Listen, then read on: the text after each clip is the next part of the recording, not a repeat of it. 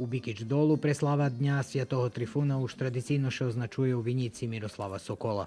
Того року перший раз за тото швето Бікічанок нашчивели і гості зо Словацьки, зо Бардejova, котрі були ту не лjem pre šveto, ali i pre čeranku informacijoh o tim čiji robotniki zo toho valalu zainteresovani robiť u Českej republiky. Međutim, včera dzeň bol rezervovaný za vinicu, víno i druženje. Pa v Loni, znate sami, bol bardzo dobry rok za vinicaroh. Bilo dost dobri rod, bilo slunka. Bilo malo kasnejšie dižđu, kaž na ješenj bula še odižđalo, ali mi to ti fajti, co máme, dozme pooberali, da smo napravili vina, uglavnom sme predali grozno.